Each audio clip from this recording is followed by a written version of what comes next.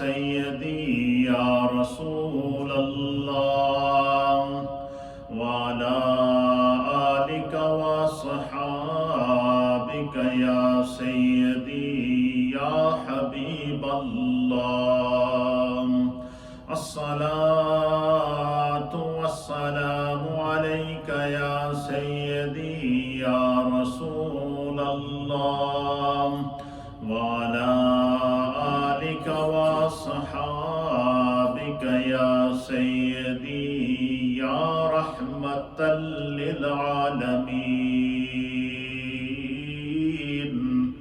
حمد و صلاة کے بعد اللہ رب العالمین کا لاکھ لاکھ شکر اور مولا کریم کا بڑا ہی احسان ہے کہ جس رب کریم نے ہم گناہگاروں کو شکل انسانی میں پیدا فرمایا اور ہمیں طرح طرح کے انعامات اور اکرامات سے نوازا، بالخصوص ہماری ہدایت اور رہنمائی کے لیے ہمیں ایسے ہادی اور رہبر عطا فرمائے کہ جن کے بتائے ہوئے احکامات پر اگر ہم عمل کریں تو ہم دنیا میں بھی کامیاب ہیں اور آخرت میں بھی کامیاب ہیں۔ یہ عظیم الشان جمادی الثانی شریف کا بابرکت مہینہ، جس کی پر رونق بہاریں ہمارے درمیان جاری و ساری ہیں، شرق، غرب، شمال اور جنوب کے اندر امیر المؤمنین، خلیفۃ المسلمین، افضل البشر بعد الانبیاء بالتحقیق جناب حضرت سیدنا ابوبکر صدیق رضی اللہ تعالی عنہ کے فضائل، آپ کے مناقب، آپ کے تذکرے اور آپ کی افضلیت کے تذکروں پر مشتمل شرق اور غرب سے اہل ایمان کی محبتوں اور عقیدتوں کے نذرانے جاری و ساری ہیں۔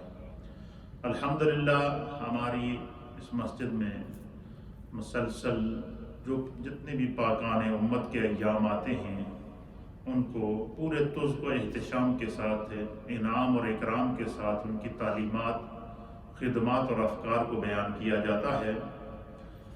چونکہ یہ ماہ مقدس جناب سیدنا صدیق اکبر رضی اللہ تعالیٰ عنہ کا مہینہ ہے، اس لیے آپ کی بارگاہ میں ہماری خراج عقیدت اور محبت کا ایک علمی اور فکری سلسلہ جاری و ساری ہے۔ میں نے گزشتہ جمعۃ المبارک میں آپ کی خدمت میں پیش کیا تھا کہ حضرت سیدنا صدیق اکبر کے فضائل اور مناقب اور عظمتوں اور رفعتوں کا عالم یہ ہے کہ سیدنا صدیق اکبر رضی اللہ تعالیٰ عنہ کی عظمت رفعت کا عالم یہ ہے کہ قرآن کریم میں ایک نہیں دو نہیں، مفسرین نے لکھا کہ 42 آیات قرآن میں ایسی ہیں کہ جس میں اللہ تعالیٰ نے فضائل صدیق اکبر رضی اللہ تعالیٰ عنہ کو اشارت النص پر یا صریح النص کے طور پر اور یا مختلف انداز میں سیدنا صدیق اکبر کا تذکرہ کیا گیا ہے۔ اور جہاں بھی اللہ تعالیٰ نے اپنے پیارے محبوب کا ذکر حضور اللہ نبی علیہ السلام کے اسم ذاتی کے ساتھ جو اللہ تعالیٰ نے آپ کا ذکر فرمایا ہے، محمد الرسول اللہ والذین معاہ اشداء علی الکفار رحماء بینہم، اس آیت کے تحت مفسرین نے لکھا ہے کہ جہاں اللہ تعالیٰ نے اپنے محبوب کا اسم ذاتی ذکر کیا، اس کے ساتھ والذین معاہ میں معیت کو جو ذکر کیا ہے، اس معیت سے مراد معیت صدیق اکبر ہے، اور اس معیت سے مراد جناب سیدنا فاروق اعظم ہیں، اس معیت سے مراد جناب عثمان غنی ہیں، اور اس معیت سے مراد جناب مولا کائنات تاجدار حل عطا حضرت علی المرتضیٰ کرم اللہ وجہہ الکریم ہیں، اور ان کا جو آپس میں تعلق تھا اور جو محبت کا رشتہ تھا اس کو قرآن ذکر فرما رہا ہے کہ والذین معاہ اشداء علی الکفار، کہ دشمنان مصطفیٰ کے مقابلے میں تو وہ سارے جو ہے وہ اسلام پر انتہائی جو ہے وہ قائم اور دائم اور دلیری اور شدت کے ساتھ قائم ان کو جواب دیتے تھے، لیکن جب آپس میں ملتے تھے تو کسی صحابی کو کسی کے دل کے اندر کوئی نفرت نہیں ہوتی تھی۔ قرآن یہ سرٹیفکیٹ دے رہا ہے کہ رحماء بینہم، مصطفیٰ کی صحبت میں رہنے والے صحابہ کے دل آپس میں ملے ہوئے۔ رحماء بینہم کا معنی مفسرین نے لکھا ہے، اس کا ترجمہ کہ آپس میں ایک دوسرے کے ساتھ رحم دل تھے۔ تو میں اس کا محبت کا ترجمہ یوں کروں گا کہ اس کا معنی یہ ہوا کہ رحماء بینہم کا معنی کیا ہوا کہ نبی پاک کے جتنے صحابہ تھے کم و بیش، جن کی تعداد اہل محدثین نے لکھی ہے، مفسرین نے لکھی ہے کہ کم و بیش 1.25 لاکھ صحابہ میرے مصطفیٰ کریم کے تھے۔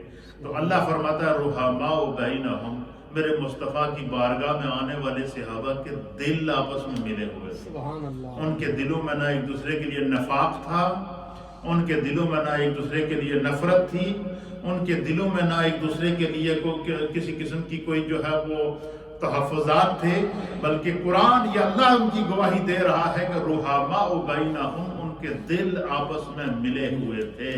وہ آپس میں جو ہے وہ ایک دوسرے سے محبت کرتے تھے، ایک دوسرے کے مقابلے میں رحم دل ہوتے تھے، اور آپس میں محبت سے ایک دوسرے کو پیش آتے تھے۔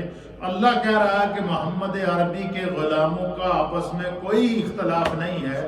تو اگر دنیا میں کوئی نبی پاک کے صحابہ میں اختلاف ڈالنے کی کوشش کر رہا ہے تو وہ اپنا بھی منہ کالا کر رہا ہے اور قرآن کریم کی اس آیات کے خلاف کر رہا ہے۔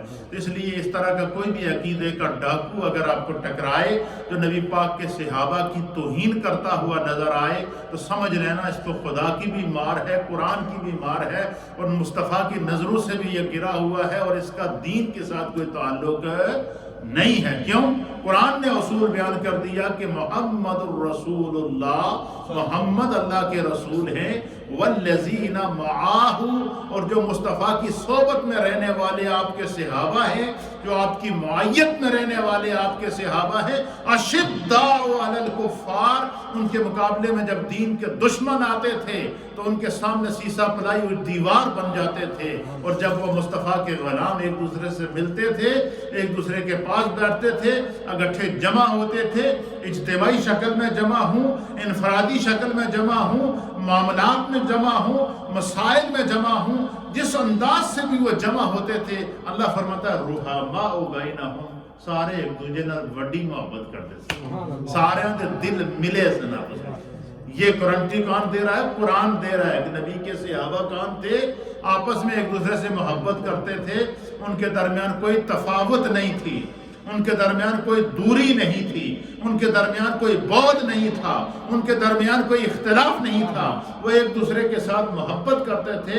اور صحابہ اکرام کے اس تعلق کو کون بیان کر رہا ہے؟ میرا رب قرآن کے اندر بیان کر رہا ہے۔ پھر اسی طریقے سے قرآن حکیم فرقان مجید میں اللہ فرماتا ہے، یہ جو آیت میں نے آپ کے سامنے تلاوت کی ہے یہ ہے پارہ نمبر 24 ہے، سورۃ نام سورہ زمر ہے، اور اس میں اللہ فرماتا ہے والذی جاء بالصدق، اور فرمایا کہ اور جو سچے دین کو لے کر آئے، وصدق بہ، اور جنہوں نے اس کی تصدیق کی، اولئک هم المتقون، فرمایا کہ وہی لوگ تقوی کے اعلیٰ معیار پر قائم ہیں، اور ان کا یہ معیار کون بیان کر رہا ہے؟ میرا رب قرآن کے اندر بیان کر رہا ہے۔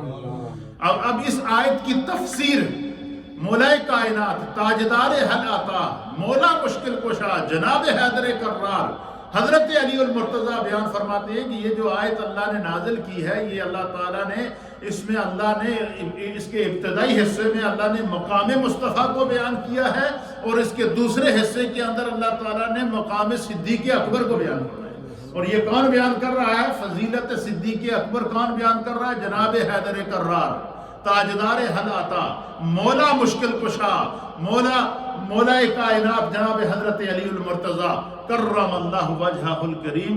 آپ فرماتے ہیں کہ والذی جاء بالصدق سے مراد سرکار دو عالم صلی اللہ علیہ وسلم کی ذات ہے۔ اللہ فرماتا ہے کہ جو سچا دین لے کر آیا، تو فرمایا سچا دین لے کر کون آیا ہے؟ فرمایا کہ وہ مصطفیٰ کی ذات ہے، وصدق بہ، اور جنہوں نے اس کی تصدیق کی۔ مولا کائنات فرماتے ہیں کہ اس سے مراد جناب سیدنا صدیق اکبر رضی اللہ تعالیٰ عنہ۔ یہ صدیق اکبر کی فضیلت کون بیان کر رہا ہے؟ مولا کائنات۔ اسی طریقے سے میں نے آگے فرمایا اولئک هم المتقون، یہی لوگ تقوی کے اعلیٰ معیار پر قائم ہیں۔ اللہ تعالیٰ نے قرآن حکیم فرقان مجید میں اس مقام پر بھی تقوی صدیق اکبر بیان فرمایا ہے، اور اسی طریقے سے سورہ لیل کی آخری آیات کے اندر اگر جائیں تو وہاں پر بھی اللہ تعالیٰ صدیق اکبر کی شان کو اس انداز سے بیان فرما رہا ہے کہ وَسَيُجَنَّبُهَا الْأَتْقَى، کہ جہنم کی آگ سے دور رکھا جائے گا وہ شخص الَّذِي أَتْقَى، جو سب سے زیادہ متقی ہے۔ اور اس آیت کے اوپر تمام مفسرین کا اجماع ہے کہ یہ آیت اللہ تعالیٰ نے جناب صدیق اکبر رضی اللہ تعالیٰ عنہ کے حق میں نازل فرمائی ہے۔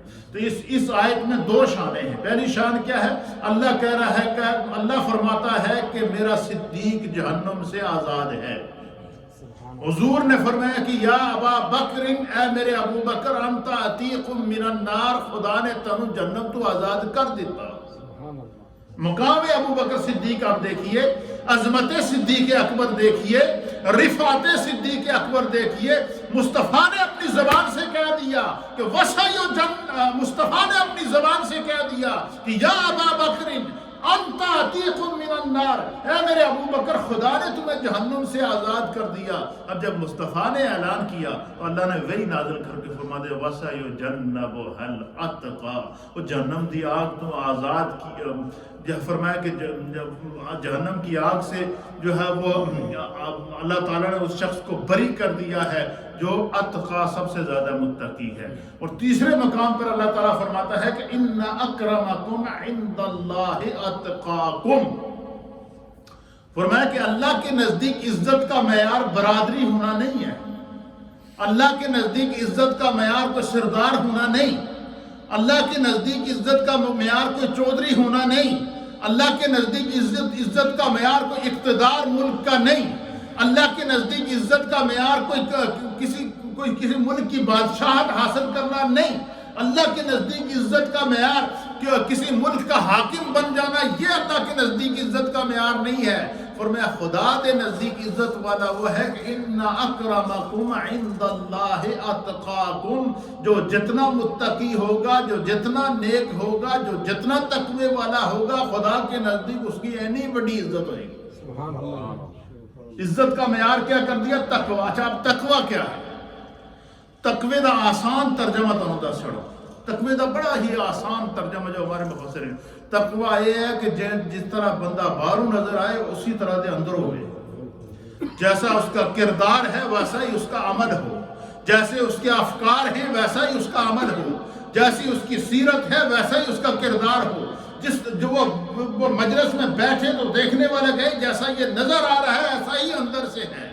فرمایا کہ جو اندر باہر سے ایک ہو اور اللہ کے دین کے مسئلے کے اندر جو ہے وہ اس کی سوچ، اس کا تصور، اس کا تخیل، اس کا اوڑھنا، اس کا بچھونا، جو بندہ ظاہر اور باطن جب ایک طرف سے ہو جائے تو فرمایا کہ اللہ تعالیٰ جو ہے پھر وہ کیا ہے، وہ متقی ہے۔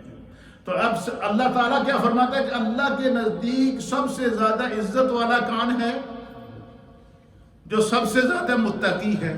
اور دوسری آیت میں اللہ فرماتا ہے کہ فار ایگزامپل بھی تمہیں بتا دیتا ہوں کہ نبی پاک کے صحابہ میں سب سے زیادہ تقوی کے معیار پر جو قائم ہے کہ جس کے تقوی پر خدا کو بھی ناز ہے، مصطفیٰ کو بھی ناز ہے، اور نبی پاک کے قدموں پہ 1.25 لاکھ صحابہ کو بھی اس کے تقوی پر ناز ہے، وہ کون ہے؟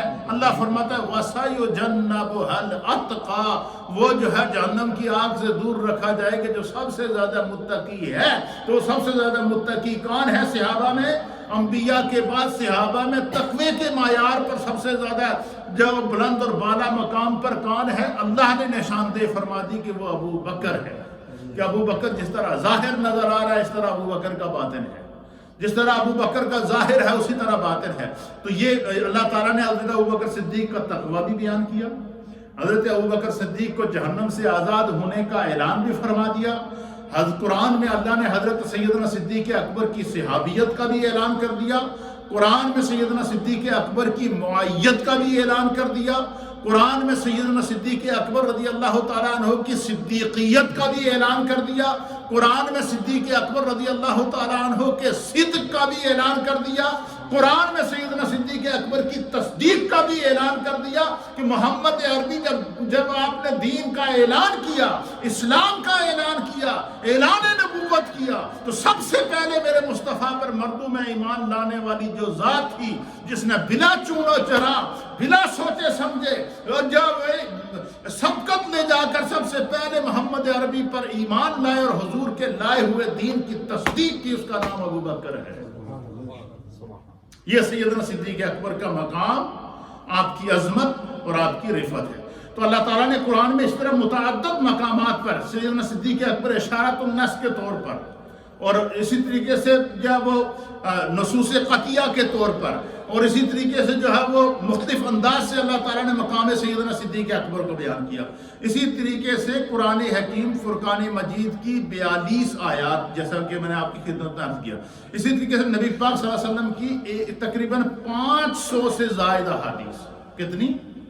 500 سے زائد احادیث صحیحہ ایسی ہیں کہ میرے مصطفیٰ نے کسی نہ کسی جہت سے، کسی نہ کسی حوالے سے سیدنا صدیق اکبر کو دیکھا اور آپ کے فضائل کو خود اپنی زبان اطہر کیا۔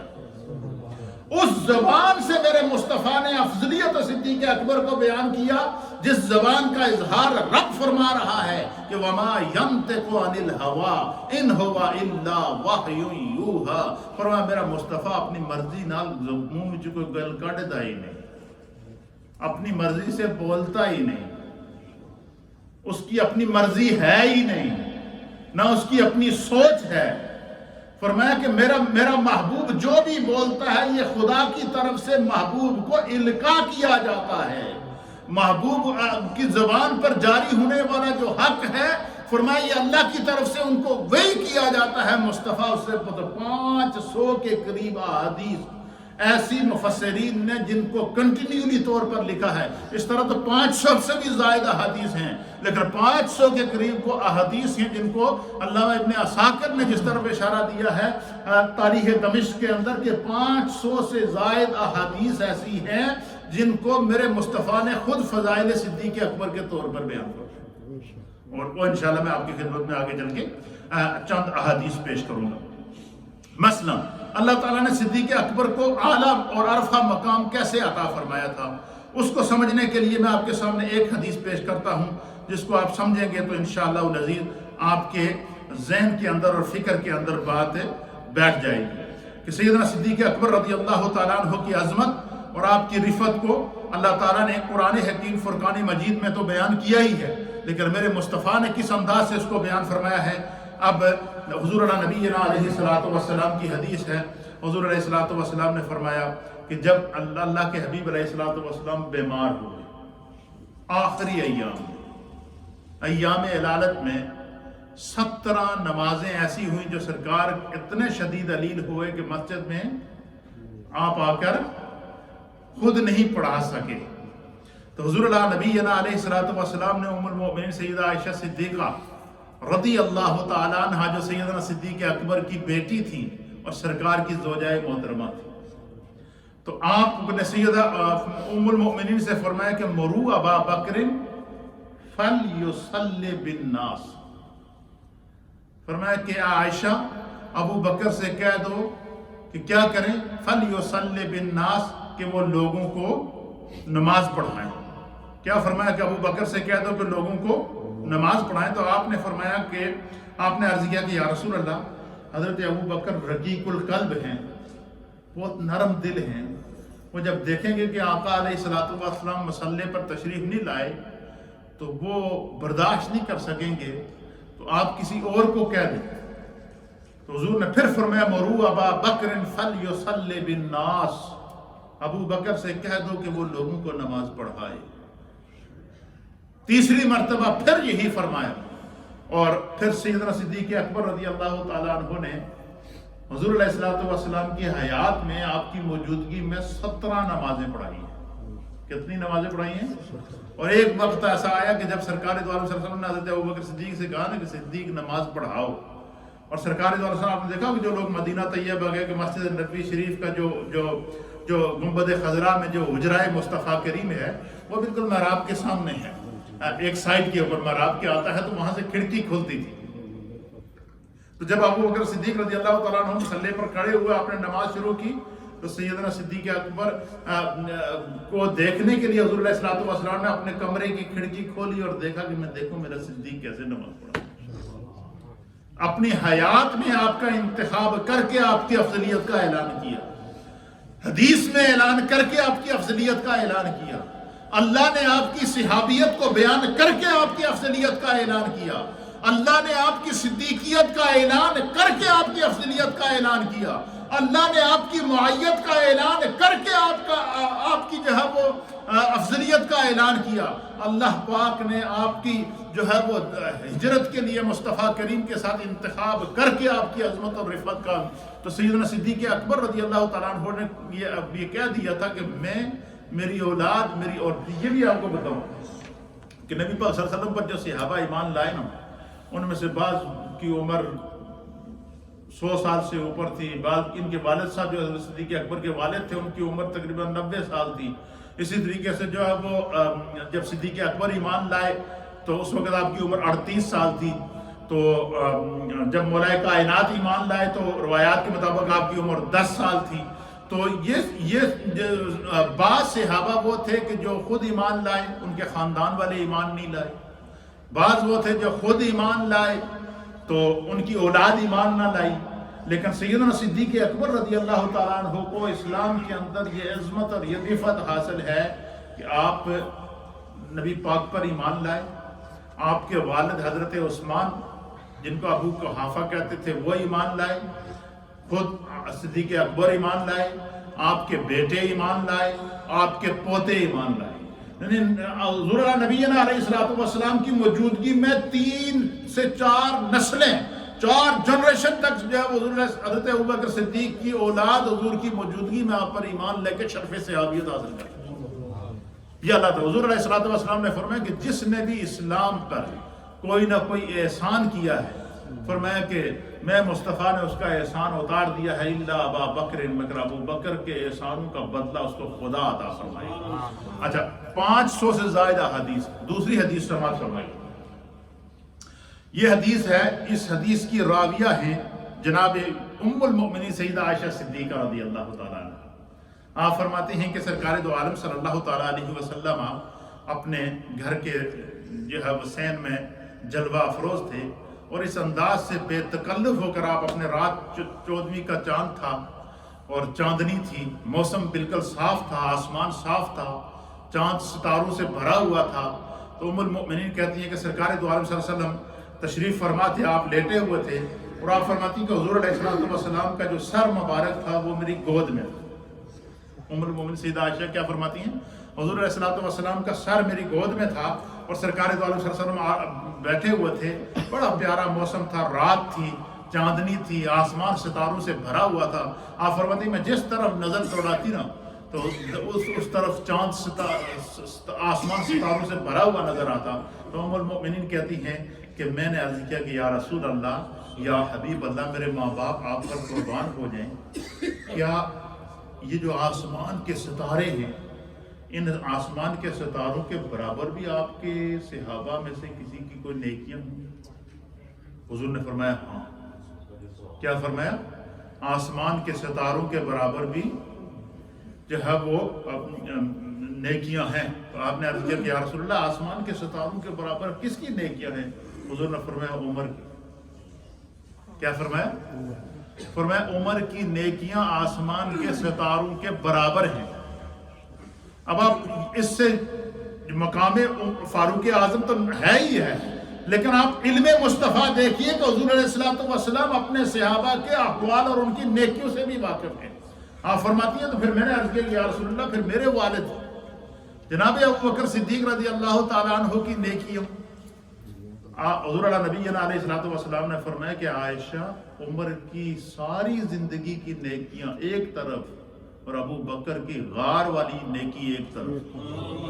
یعنی آپ دیکھیں کہ عمل کے اندر بھی, اعمال صالحہ کے اندر بھی, نیکیوں کے اندر بھی, جس طرح اللہ نے قرآن میں تقوی سیدنا صدیق اکبر کو اتقا فرمایا ہے۔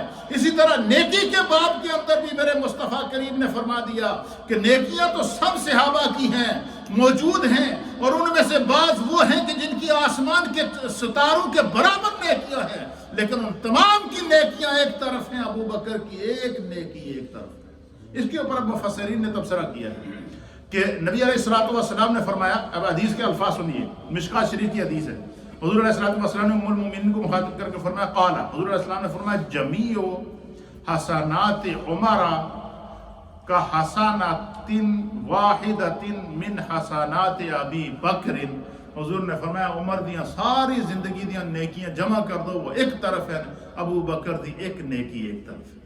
اب اس پر مفسرین نے تبصرہ کیا کہ وہ ایک نیکی کون سی ہے کہ جو تمام صحابہ کی نیکیوں سے جو ہے وہ بڑھ کر ہے؟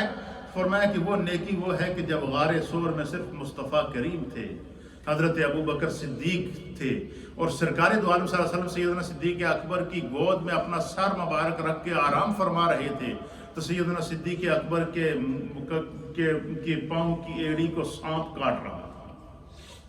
سانپ نے پاؤں کی ایڑی کو کاٹا، ایک دفعہ نہیں، دو دفعہ نہیں، متعدد مرتبہ کاٹا، زہر پھیلتا رہا، زہر پھیلتا رہا، زہر پھیلتا رہا، حتیٰ کہ وہ زہر آنسو بن کے جب آپ کی آنکھوں سے ٹپکا تو وہ آنسو سرکار دو عالم صلی اللہ علیہ وسلم کے چہرے پر یا آپ کی داڑھی مبارک پر گرا، تو حضور علیہ الصلوۃ والسلام کی آنکھ کھلی تو آپ نے فرمایا میرے ابو بکر کو کس نے رلایا ہے؟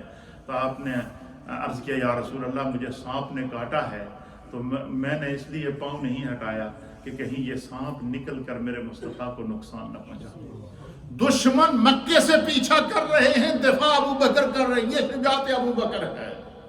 سانپ بن سے جو ہے وہ مسلسل پاؤں کو کاٹ رہا ہے، صدیق اکبر پاؤں کو جنبش نہیں دے رہے ہیں۔ کیوں نہیں دے رہے ہیں؟ یہ بتا رہے ہیں اس لیے کہ پتہ چل سکے کہ جو ہے وہ جب نبی پاک صلی اللہ علیہ وسلم کے جو وفادار صحابہ ہیں انہوں نے دین کی بقا کے لیے اور مصطفیٰ کی محبت کے لیے، اسی لیے کہتے ہیں کہ سیدنا صدیق اکبر کی جو ذات تھی وہ فنا فی الرسول تھی۔ کیا تھی؟ حضور علیہ الصلوۃ والسلام نے مال، جب غزوہ تبوک کے موقع پر جب اعلان کیا کہ اسلام کو مال کی ضرورت ہے، تو سیدنا فاروق اعظم کہتے ہیں کہ اس موقع پر اللہ نے مجھے بڑا مال دیا تھا، تو میں نے سارا مال جمع کر کے اس کو 2 حصوں میں تقسیم کیا، اور 2 حصوں میں تقسیم کرنے کے بعد میرے دل میں خالی خیال ہے، دل کے اندر سوچ آئی کہ آج جو ہے وہ نبی اللہ کے دین کے لیے اور نبی پاک کے قدموں میں مال پیش کرنے میں جو ہے میں انشاءاللہ نیکی کے باب میں سبقت لے جاؤں گا۔ کہتے ہیں خالی دل میں خیال آیا، کہتے ہیں اس سے پہلے بھی ہم مال لاتے تھے، کبھی سرکار نے نہیں پوچھا۔ جیسے حضرت فاروق اعظم کہتے ہیں میں نے اپنے مال کو 2 حصوں میں تقسیم کیا، ایک حصہ اپنے لیے رکھا اور ایک آدھا مال لے کر میں نے اسلام کے لیے پیش کیا۔ تو جب نبی پاک کی بارگاہ میں حاضر ہوئے تو حضور اللہ نبی علیہ الصلوۃ والسلام نے فرمایا کہ اے عمر اپنے گھر والوں کے لیے کیا چھوڑا ہے؟ تو سیدنا فاروق اعظم رضی اللہ تعالیٰ عنہ نے عرض کیا کہ یا رسول اللہ میں نے اپنے مال کو 2 حصوں میں تقسیم کیا اور میں نے آدھا مال اسلام آپ کی خدمت میں اسلام کے لیے پیش کیا اور آدھا گھر والوں کے لیے چھوڑ آیا ہوں۔ تو کہتے ہیں کہ میں بیٹھ کے حضور نے خوش ہوئے، آپ نے مال کو قبول کیا اور فرمایا اللہ تیرے اس محبت جذبے کو قبول فرمائے، بیٹھ جاؤ۔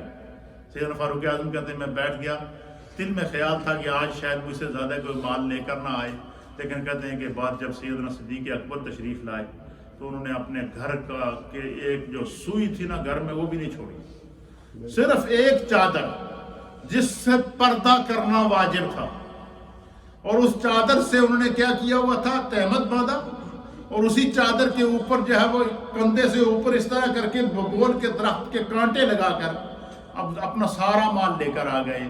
تو نبی علیہ الصلوۃ والسلام نے پوچھا کہ اے میرے ابو بکر گھر والوں کے لیے کیا چھوڑ کے آیا ہوں؟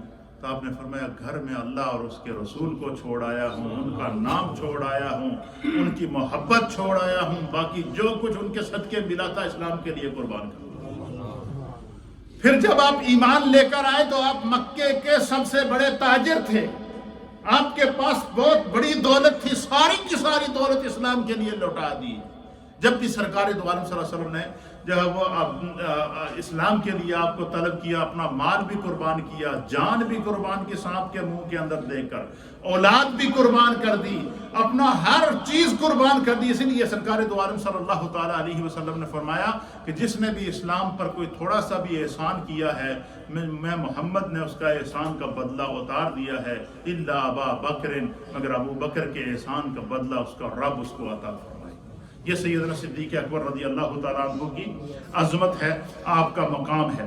پھر اسی طریقے سے حضور اللہ نبینا علیہ الصلوۃ والسلام نے آپ کی عظمت اور آپ کے مقام اور آپ کے مرتبے کو بیان کرتے ہوئے فرمایا. آپ تقریباً 40 احادیث میں نے جمع کی ہوئی ہیں جو تقریباً مسلسل چل رہی ہیں. انشاءاللہ میں نے پچھلے منڈے کو بھی بیان کیا تھا، اس سے پچھلے جمعے کو بھی بیان کیا تھا.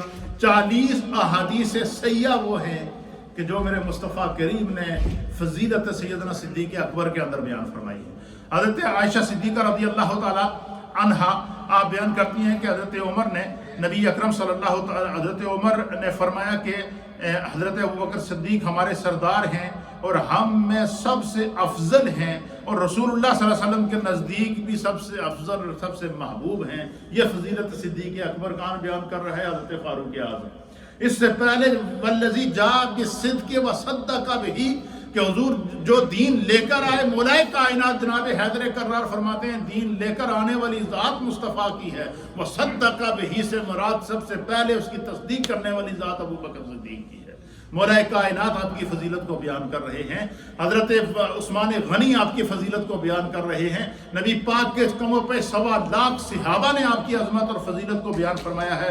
اسی طرح نبی اکرم صلی اللہ تعالیٰ حضرت ابو درداء بیان کرتے ہیں کہ حضور اللہ نبی علیہ الصلوۃ والسلام کے پاس بیٹھا ہوا تھا حضرت ابوبکر صدیق رضی اللہ تعالیٰ عنہ تشریف لائے تو کپڑے کو ایک طرف سے پکڑے ہوئے تھے، اور کہتے ہیں کہ نبی اکرم صلی اللہ تعالیٰ علیہ وسلم بیٹھے ہوئے تھے بے تکلفی کے اندر میں انداز میں. سیدنا صدیق اکبر تشریف لائے اور نبی علیہ الصلوۃ والسلام نے حضرت سیدنا ابوبکر صدیق رضی اللہ تعالیٰ عنہ کو دیکھ کر فرمایا کہ جس نے دنیا میں چلتا پھرتا جنتی دیکھنا ہو وہ دیکھو میرا ابوبکر. اس سے بڑی عظمت بھی کوئی ہو سکتی ہے؟ اس سے بڑا معیار حق بھی کوئی ہو سکتا ہے؟ اس سے بڑی قبولیت حق بھی کوئی ہو سکتی ہے؟ اس سے بڑی فنا فی الرسول کا انعام بھی کوئی ہو سکتا ہے؟ تو سیدنا صدیق اکبر رضی اللہ تعالیٰ عنہ سے کسی نے پوچھا کہ کیا وجہ تھی؟ سانپ آپ کو کاٹ رہا تھا، زہر پھیل رہا تھا، آپ نے چہرہ مصطفیٰ سے، چہرہ والضحیٰ سے اپنی نظروں کو نہ اٹھایا، اس کی وجہ کیا تھی؟ تو آپ فرماتے ہیں کہ میرے سامنے وہ منظر تھا کہ جس کو رب بیان کرتا ہے کہ جب میرا محبوب معراج کی شب اپنے رب کو ملنے کے لیے سدرہ سے اوپر، لامکاں سے اوپر، قرب خاص میں اپنے رب سے ملا، تو حضور علیہ الصلوۃ والسلام نے جب اپنے رب کے حسن مطلق کا دیدار کیا نا، تو قرآن اس منظر کو بیان کرتا ہے کہ ما زاغ البصر وما طغى، کہ میرا مصطفیٰ اپنے رب کے حسن مطلق کو اس طرح دیکھ رہا تھا کہ آنکھ نے جھپکنا چھوڑ دیا تھا، آنکھ نے ادھر ادھر دیکھنا چھوڑ دیا تھا، آنکھ نے پلٹنا چھوڑ دیا تھا. آنکھ مصطفیٰ کی آنکھ صرف اللہ کے حسن مطلق کو دیکھ رہی تھی، اور رب اس منظر کو بیان فرما رہا ہے کہ میرے مصطفیٰ کے دیدار حق کا، دیدار الہی کا اور اللہ تعالیٰ کے حسن مطلق کے دیدار کا عالم یہ تھا کہ ما زاغ البصر وما طغى، نہ آنکھ ادھر ہوئی، نہ حد سے بڑی، نہ آنکھ جبکی، آنکھ صرف اور صرف چہرہ مصطفیٰ کو دیکھتی رہی. فرمایا دیدار مصطفیٰ، جو اللہ مصطفیٰ کی آنکھوں نے جو اپنے رب کا دیدار کیا، اس کے منظر کو میرا رب بیان کر رہا ہے. تو حضرت ابوبکر صدیق کہتے ہیں کہ غار سور میں رخ والضحیٰ میری گود میں تھا اور میری آنکھیں تھیں، تو میں نے کہا مجھے پتہ نہیں یہ موقع دوبارہ ملے نہ ملے، اس لیے کہتے ہیں کہ میں نے اپنی آنکھوں کو چہرہ مصطفیٰ سے نہیں ہٹایا. سانپ کاٹتا رہا، آنکھ نہ ہلی، سانپ کاٹتا رہا، آنکھ نہ ہلی، زہر پھیلتا رہا، آنکھ کے اندر جنبش نہ آئی، صرف چہرہ مصطفیٰ کو دیکھتی رہی. اسی لیے ہمارے سلسلہ عالیہ نقشبندیہ کے اندر دیدار مرشد کو معراج کہا جاتا ہے. کیوں کہ صدیق اکبر نے کیا کیا؟ اپنی سانپ کے منہ میں اپنی ایڑی دے دی، اپنے سانپ کاٹتا رہا لیکن آپ نے چہرہ مصطفیٰ سے اپنی نظر کو نہ اٹھایا. یہ تھا مقام صدیق اکبر. تو اسی طریقے سے دیکھیں آپ، حضرت صدیق اکبر نے سفر میں، حضر میں، ہر جگہ سرکار دو عالم صلی اللہ علیہ وسلم کا ساتھ رہے. لیکن اور جب بھی حضور پر جب آخری آیت قرآن کی نازل ہوئی تو سب سے پہلے صحابہ میں قرآن کے حافظ کون بنے؟ صدیق اکبر. یہ عالم تھا لیکن صدیق اکبر سے صرف 142 حدیثیں راوی. آپ نے کتنی حدیثیں روایت کی ہیں؟ 142. کسی نے آپ سے پوچھا کہ بہت سارے صحابہ ہیں، کسی نے 1000 سے زائد حدیثیں روایت کی ہیں، کسی نے 2000 سے روایت کی ہیں، کسی نے سینکڑوں احادیثیں روایت کی ہیں، آپ سے بہت تھوڑی احادیث روایت ہے، اس کی وجہ کیا ہے؟ آپ فرماتے ہیں کہ حدیثیں تو مجھے بہت معلوم ہیں، لیکن میرا جو خدشہ ہے، دل کے اندر ایک ڈر سا ہے، اور وہ ڈر یہ ہے کہ میرے منہ سے کہیں کوئی ایسی بات نکل جائے جو سرکار نے نہ کہی ہو اور میرے منہ سے نکل جائے. اس ڈر کی وجہ سے میں جو ہے وہ زیادہ حدیث روایت نہیں کرتا. یعنی محتاط احتیاط کا عالم یہ تھا. تو آپ سے 142 حدیثیں روایت ہیں. کتنی؟ 142 حدیثیں سیدنا صدیق اکبر سے روایت ہیں. 42 قرآن پاک کی آیات وہ ہیں جو اللہ نے فضائل صدیق اکبر میں وحی کے ذریعے نازل فرمائی ہے. 500 سے زائد احادیث سیاح وہ ہیں کہ میرے مصطفیٰ نے اپنی زبان سے خود مقام صدیق اکبر بیان فرمایا. اللہ تعالی ہمیں پاکان امت کی عظمت، مرتبے اور مقام کو بیان کرنے کی توفیق اور سعادت عطا فرمائی. اس سے ایک مسئلہ بھی سمجھ میں آ گیا کہ اللہ والوں کے فضائل بیان کرنا یہ سنت الہیہ بھی ہے، سنت مصطفیٰ بھی ہے، سنت صحابہ بھی ہے. اگر کسی ان کے فضائل بیان کرنا جائز نہ ہوتا تو اللہ تعالیٰ 42 آیات کے اندر فضائل صدیق بیان نہ کرتا.